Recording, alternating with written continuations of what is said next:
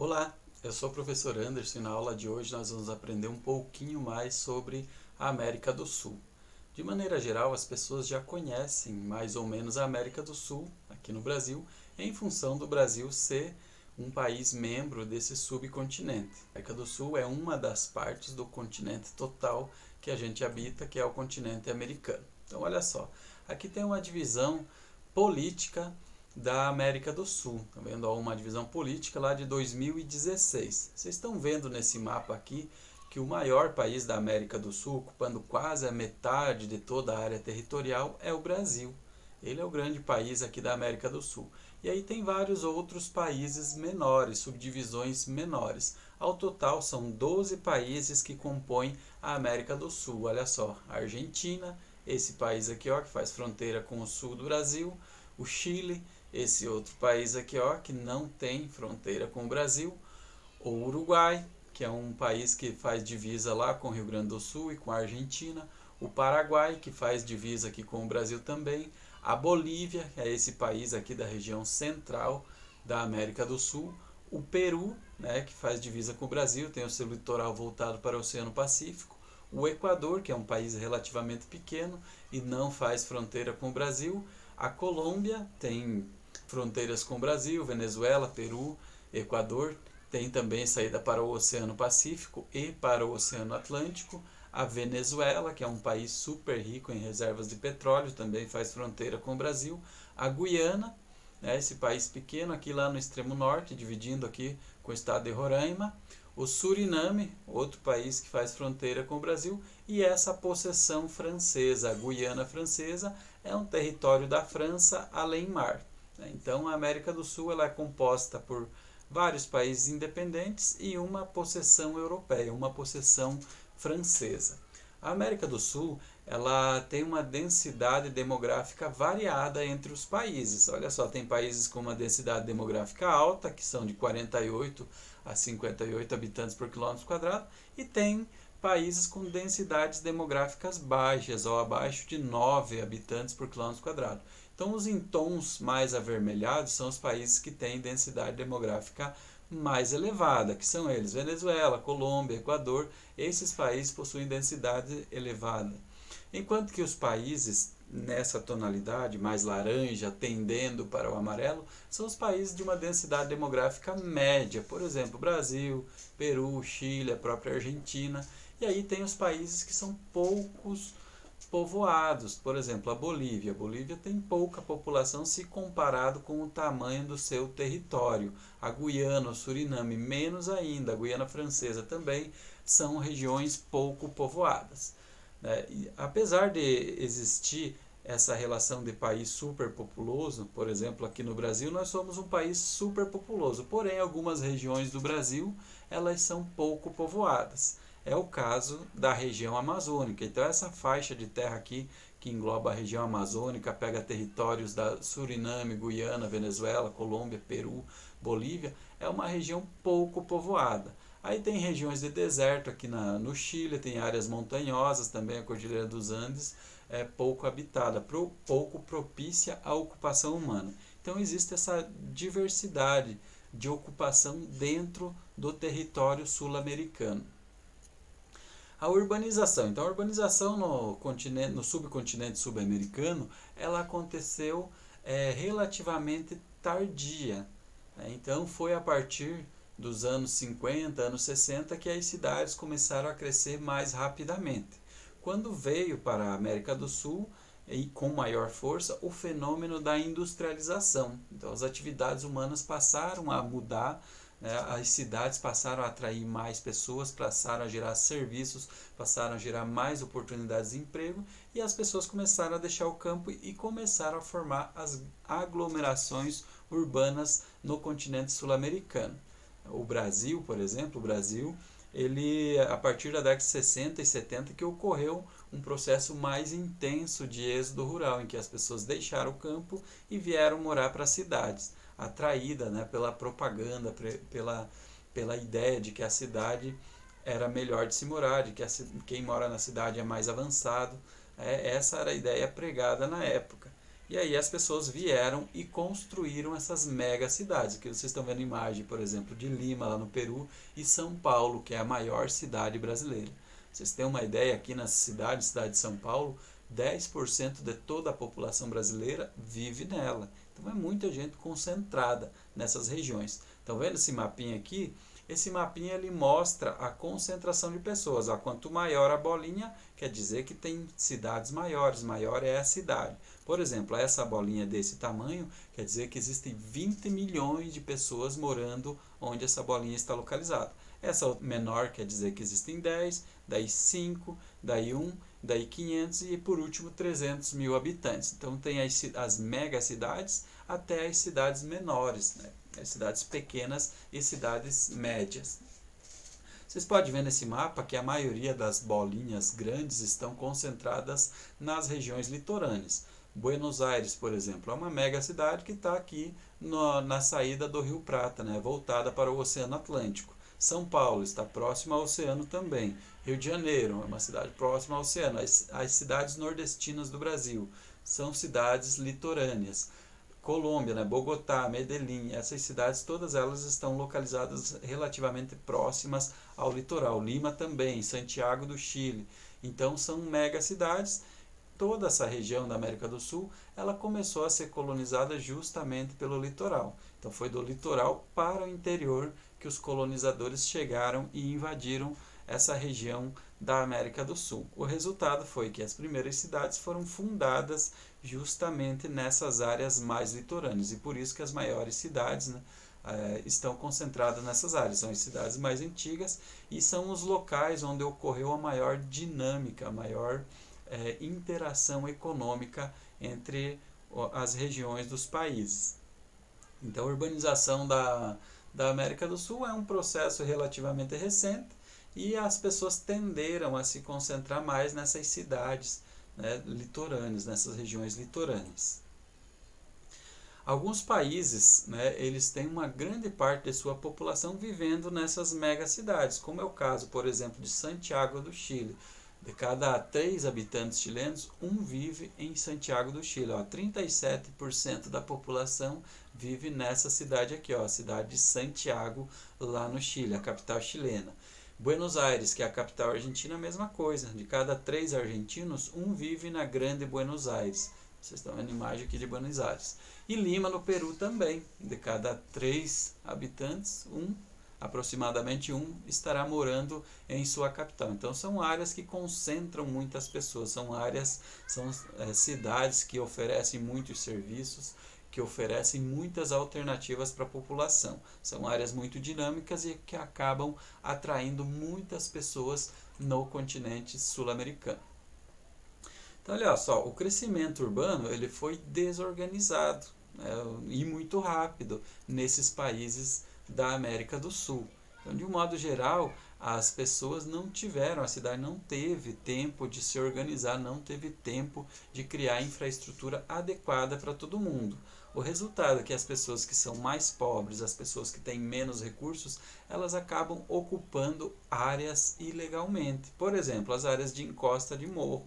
A pessoa que não tem dinheiro para comprar um terreno retinho, onde não alaga, o que ela faz? Ela vai lá e constrói a sua casa, constrói o seu barraco em áreas onde deveria ser de preservação permanente. Não sei se vocês sabem, mas a gente não pode ocupar áreas com uma declividade muito elevada, é proibida por lei. As áreas de declividade muito elevada, elas são áreas de preservação permanente. Entretanto, nessas pessoas que são excluídas do sistema capitalista, que não têm dinheiro para comprar um terreno regularizado, elas vão lá e invadem essas áreas. Lembrando que essas áreas, na maioria dos casos, são terrenos do governo, terrenos em que o governo deveria preservar, deveria manter para um controle ambiental, para não prejudicar o ambiente das cidades, e as pessoas, sabendo que essas áreas são áreas públicas, acabam invadindo. Outros lugares que as pessoas costumam invadir, as pessoas de menor poder aquisitivo, são as áreas de beira de rio. Então, quando não tem dinheiro, a pessoa se instala na beira do rio, né, normalmente em períodos de seca, em períodos em que não ocorrem enchentes. Aí passa certo período de tempo, vem a enchente e leva a casa dessas pessoas embora. Então essas pessoas, além de elas serem as mais vulneráveis, são as que mais sofrem e acabam degradando também o meio ambiente urbano. À medida que você vai para uma encosta, você tira a vegetação e você ocupa essa encosta, vai ocorrer deslizamentos, vai ocorrer o assoreamento dos rios, vai ocorrer a contaminação das águas, porque normalmente nessas áreas de ocupação irregular não vai ter toda a infraestrutura adequada. Então gera um problema em relação ao meio ambiente urbano. E lembrando que essas ocupações irregulares elas estão ligadas com a industrialização. Os países sul-americanos eles começaram a se industrializar de forma mais efetiva a partir dos anos 50 e 60, que as empresas transnacionais passaram a vir e atuar nesses países. E aí o resultado foi o crescimento desordenado das cidades, esses problemas ambientais causados pela ocupação irregular.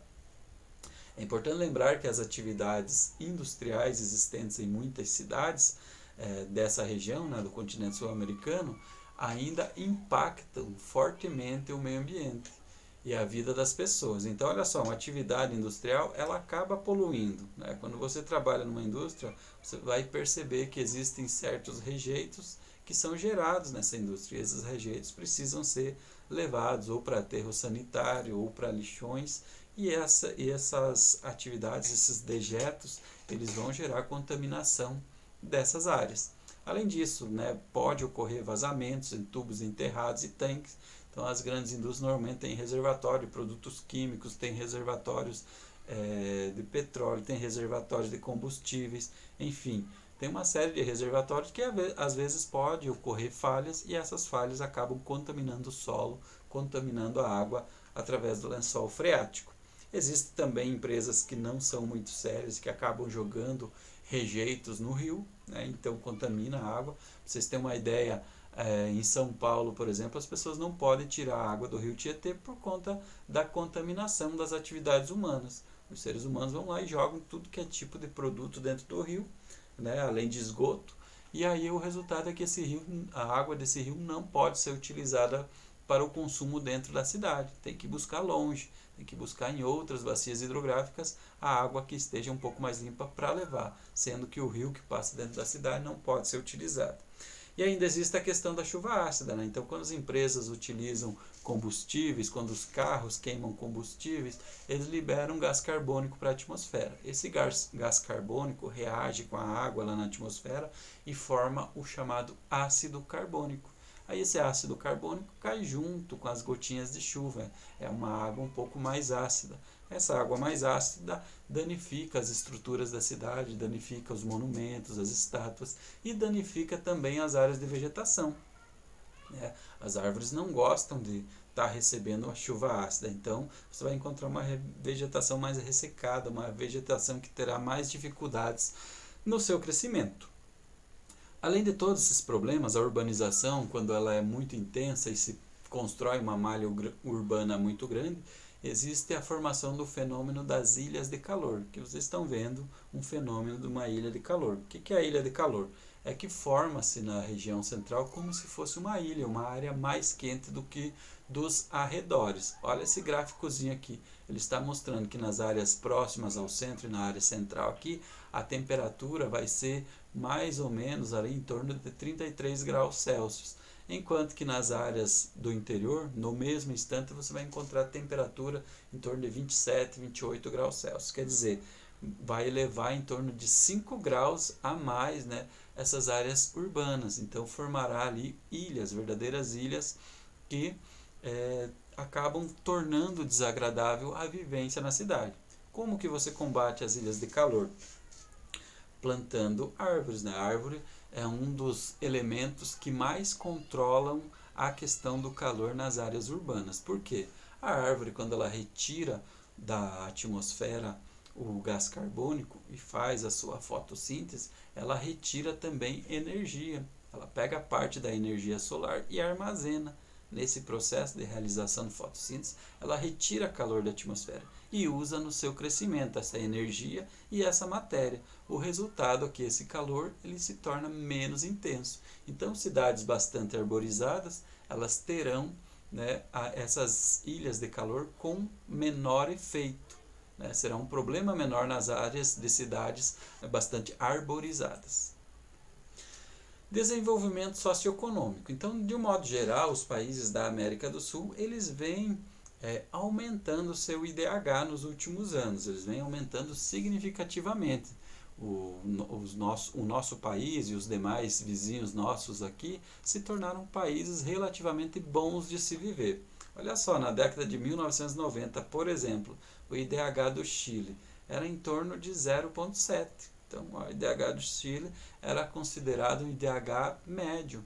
Aí, à medida que o tempo passou, até 2015, olha só, o IDH do Chile melhorou muito e se tornou um país que é considerado hoje com IDH muito elevado, né, que é um país que está com IDH lá em torno de 0,85. A Argentina também, ela tem um IDH de país desenvolvido, olha só a Argentina aqui, ela melhorou bastante. O Brasil, olha nosso país, esse que está em verdinho, o Brasil melhorou muito o seu IDH nos últimos anos, nas últimas décadas. De 1990 até 2015, o Brasil deixou de ser um país de IDH quase baixo, né, para passar a um IDH considerado elevado. Nós estamos quase com o IDH de país de primeiro mundo. Tem algumas regiões do Brasil, alguns estados do Brasil que já possuem um índice de desenvolvimento humano que é considerado de país de primeiro mundo. Na América do Sul, o Chile e a Argentina se destacam. Se destaca também o Uruguai, né? Apesar de ele não estar nesse gráficozinho aqui, o Uruguai é considerado um país de primeiro mundo para você se morar, considerando-se o índice de desenvolvimento humano.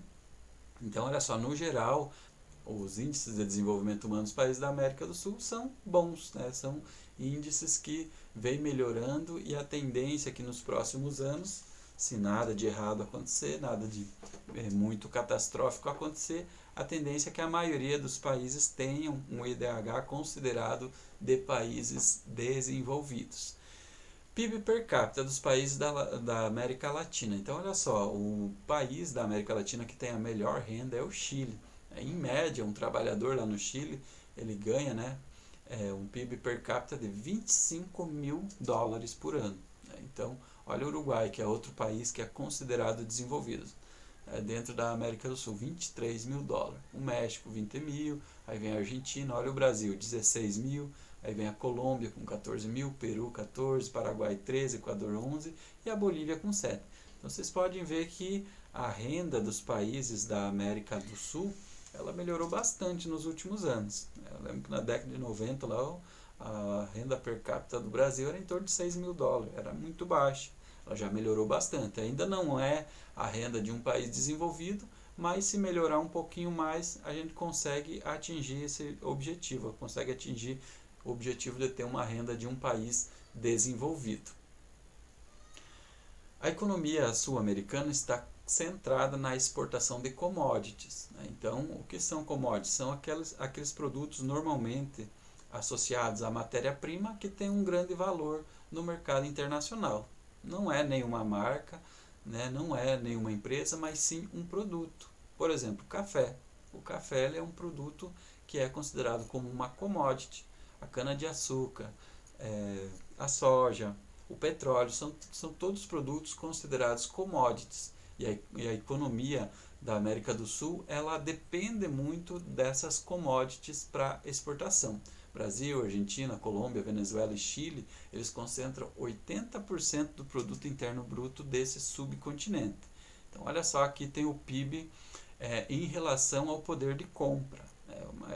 Aqui não é em relação a transformar o dólar, né, ou transformar o real em dólar, mas sim em paridade de compra.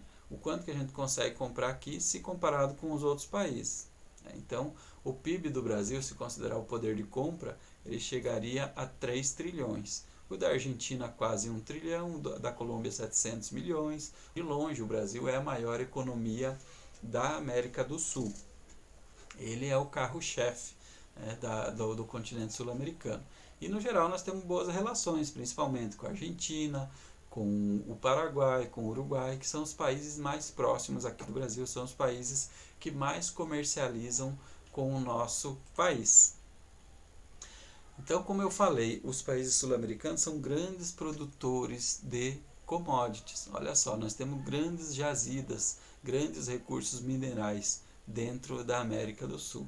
Aqui, ó, existem jazidas de carvão mineral, existem jazidas de petróleo. Não sei se vocês sabem, mas a Venezuela, por exemplo, ela tem as maiores reservas de petróleo do mundo. Por isso que existe tanta gente interessada na Venezuela hoje. Estados Unidos é interessado nas políticas da região, a China também, a Rússia também. Por quê? Porque a Venezuela é um grande produtor de petróleo, é um país que tem grandes reservas de petróleo. Gás natural também, a Bolívia, por exemplo, tem grandes reservas de gás natural, a Venezuela também, a Argentina. Minério de ferro, manganês, cobre, o Chile se destaca como um grande produtor de cobre, chumbo, zinco, estânio, prata, ouro, bauxita, todos minerais muito abundantes no continente, no subcontinente da América do Sul. O Brasil, vocês podem ver que o Brasil, além de ter recursos minerais, ele tem importantes áreas industriais. Estão vendo aqui, ó? Esse rosinha aqui são regiões industriais. E onde estão localizadas as nossas principais regiões industriais? Entre Rio de Janeiro e Belo Horizonte e na região metropolitana de São Paulo. Então, toda essa região aqui do Brasil, né, ela é uma região de grande concentração industrial. Na Argentina também tem uma região industrial muito importante. A Grande Buenos Aires aqui é uma região importante na questão industrial. Na verdade, o Brasil e a Argentina são de longe os países mais industrializados da América do Sul. Então, olha só, a gente produz muita coisa industrializada. Claro que essa indústria, uma grande parte dela é formada por multinacionais. E o resultado da gente ter indústrias que são baseadas em multinacionais é que os recursos, os lucros dessa atividade industrial acabam não ficando nesses países, acabam sendo remetidos para o exterior. Daí gera uma certa dependência, né, desses países em relação à tecnologia, em relação aos demais países estrangeiros. Petróleo e gás. Então, a América do Sul ela tem uma grande quantidade de países que produzem petróleo. Então, olha só, o país que mais produziu petróleo em 2016 foi o Brasil, 2.605 milhares de barris por dia, equivalente a 2,8 da produção mundial. A Venezuela, 2,4 milhares, né, de barris por dia, equivale a 2,6 da produção mundial. Então, olha só, apesar da Venezuela ser o país que possui as maiores reservas de petróleo do mundo, é o país que ele sozinho concentra as maiores reservas de petróleo do mundo, ele não consegue produzir tanto assim, por conta de uma crise que está instalada na Venezuela nos últimos anos e que ela deixou de ter esse protagonismo em relação à produção de petróleo. Mas existem outros países também que produzem, olha só, a Colômbia também produz relativamente bastante, Argentina, Equador, Peru, são países que têm uma indústria petrolífera já consolidada.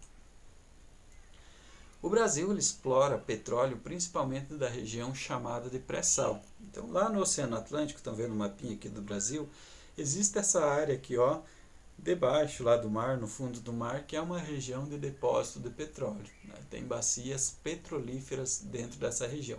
E essa região aqui ela é conhecida como pré-sal. Pode ver, ela começa lá no litoral, na altura do litoral de Santa Catarina e vai até o litoral do Espírito Santo. Toda essa faixa aqui ela pertence à bacia do pré-sal. Então, como que funciona essa bacia do pré-sal? As pessoas instalam lá uma plataforma para extrair o petróleo, instalam esses dutos, perfuram todo esse pacote de rocha. Vocês estão vendo que existe uma camada de rocha aqui que é chamada de pós-sal, que existem também alguns depósitos de petróleo nela. Aí existe uma rocha impermeável, depois dela existe uma camada de sal. Estão vendo? Então, por que se chama pré-sal? Porque está embaixo do sal. Estão vendo aqui, ó? Os depósitos de petróleo estão nessa faixa aqui, ó, embaixo do sal. Então, tem lugares que precisa colocar essas tubulações até 5,5 km de profundidade para chegar no petróleo. Por quê? Tem que atravessar a camada de água, que tem mais ou menos 2 km de profundidade, atravessar a camada de sal para daí chegar lá na formação nos depósitos de petróleo. Aí instala um cano e começa a sugar esse petróleo. É assim que o Brasil se tornou, né, um dos grandes produtores mundiais de petróleo. explorando essa região. Lembrando que a Petrobras ela tem grande tecnologia, grande tradição nessa área de exploração do petróleo marinho. Então a região do pré-sal do Brasil colocou o Brasil no mapa do mundo em relação aos grandes produtores de petróleo. E o Brasil também é um grande consumidor de gás. Então, como um dos projetos de integração do Brasil em relação a seus vizinhos, ele construiu junto com a Bolívia o gasoduto Bolívia-Brasil, que é para justamente tirar o gás extraído lá do interior da Bolívia e canalizar ele e levar até as regiões industriais brasileiras. Então veja só, ele chega até a região de São Paulo, Rio de Janeiro e vai até as regiões industriais mais importantes do sul, por exemplo, Curitiba, Joinville, Florianópolis, Porto Alegre. Esse gás boliviano é utilizado para a movimentação das indústrias, para fazer com que as indústrias tenham um custo menor de energia. O Brasil, na verdade, durante anos, ele fez vários projetos de cooperação com os outros países. O gasoduto Brasil-Bolívia é um exemplo disso. Fontes renováveis de energia. Então, o Brasil também e os países da América do Sul se destacam por serem grandes produtores de energia renovável. Olha só, por exemplo, a capacidade de geração de energia hidrelétrica. O Brasil é o segundo maior país do mundo em relação à capacidade de geração de energia hidrelétrica. A gente só perde para a China. Então nós geramos muita hidroeletricidade. Vocês têm uma ideia, mais de 80% da energia elétrica que nós consumimos aqui no Brasil, ela vem de usinas como essa, usinas hidrelétricas, que acabam não poluindo, que acabam tendo impactos ambientais inferiores do que se a gente utilizasse, por exemplo, as termoelétricas. Biodiesel, né? O maior produtor mundial de biodiesel, por exemplo, são os Estados Unidos. Depois vem o Brasil também. Olha só, o Brasil está em segundo lugar em relação ao biodiesel. Então nós já temos tecnologia hoje que visa substituir aquela tecnologia suja, poluente, que é a utilização do diesel vindo do petróleo. A produção da cana-de-açúcar também, para a geração de etanol. O Brasil se destaca em relação a isso. Enfim, as fontes de energia renováveis aqui da América do Sul, elas são bastante variadas e elas são bastante abundantes. Os projetos do Brasil para os países vizinhos. Então, existe uma série de projetos em que o Brasil se associou com países vizinhos e fez com que se reestabelecesse uma confiança em nosso país.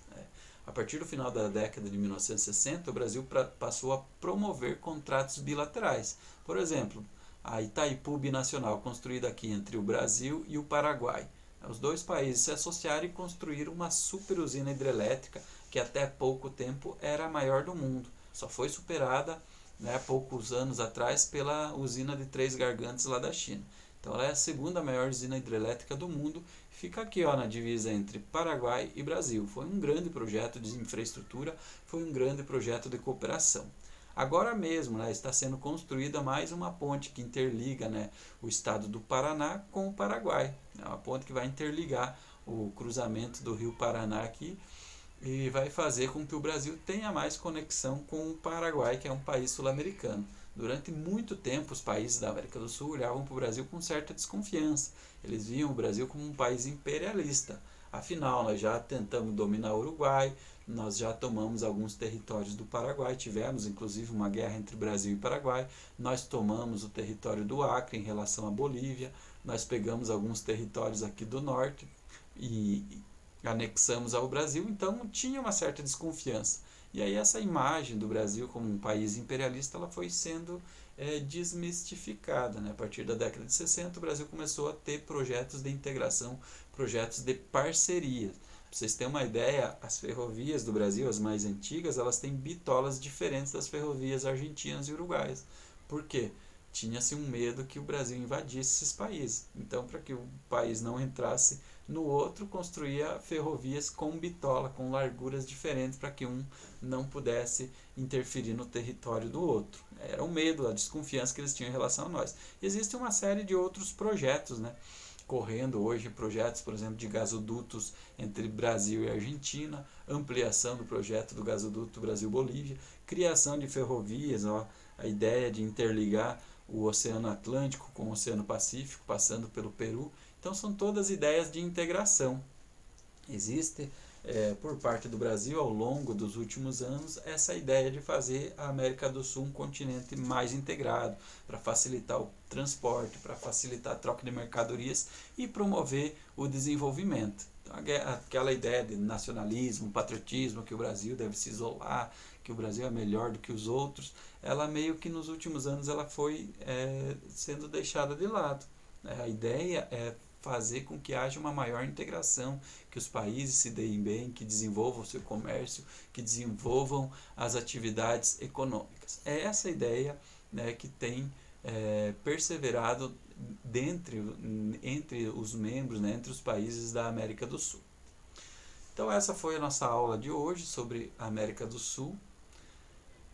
Eu fico por aqui e até a próxima.